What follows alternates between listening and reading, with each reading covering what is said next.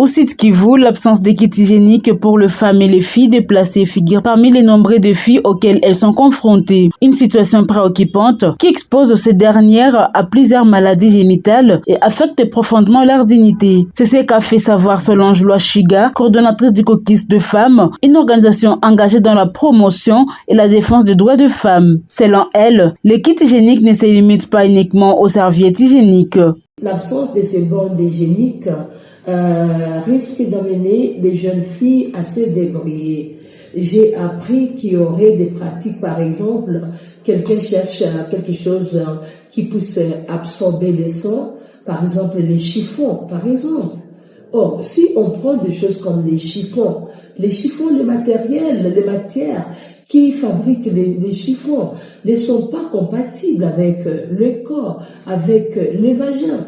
Et donc, tout ça, à la longue de la vie, à la longue, la femme, la jeune fille va développer des maladies à cause de l'absence des bandes hygiéniques. Solange Lwashiga souligne que l'absence de ces kits a de lourdes conséquences. Elle entraîne une instabilité physique et psychologique, empêche les femmes à remplir correctement leurs obligations quotidiennes, notamment celles qui ont des enfants à charge, affecte leur hygiène personnelle et nuit à leur intégration sociale. Elle ajoute que l'accès à l'eau potable, à l'électricité, à une alimentation adéquate fait également partie intégrante de l'hygiène, des éléments qui devraient être disponibles pour les femmes ou les filles déplacées, mais qui restent largement insuffisants.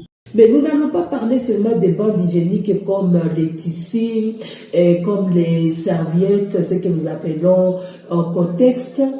Quand on parle des bandes hygiéniques, c'est tout un tout. Il y a aussi l'accès à l'eau potable.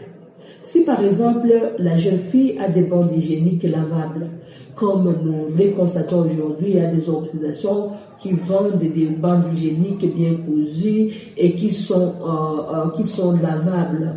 Si ces bandes hygiéniques sont lavées dans l'eau qui n'est pas propre, et si la femme ou la jeune fille porte ces bandes hygiéniques sans avoir bien repassé, c'est tout un problème. Les conditions, les changements climatiques, la période que nous avons grandi n'est pas comme la période d'aujourd'hui.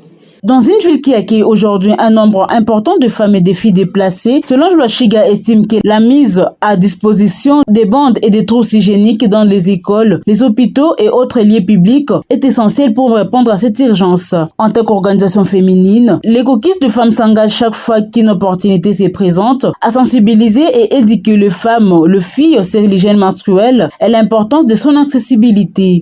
Nous profitons chaque opportunité quand nous rencontrons les femmes à travers différentes activités et nous réservons une plage où nous parlons de cette question, comment se comporter pendant les menstrues et quel est le rôle et responsabilité des parents, les femmes particulièrement, quand les enfants filles sont en période de menstrues. Par ailleurs, Solange Lwashiga lance un message clair. Il appelle les autorités, les partenaires humanitaires et les organisations de la société civile à placer la dignité, la santé et l'hygiène des femmes et des filles déplacées au cœur des interventions humanitaires afin de leur garantir des conditions de vie décentes.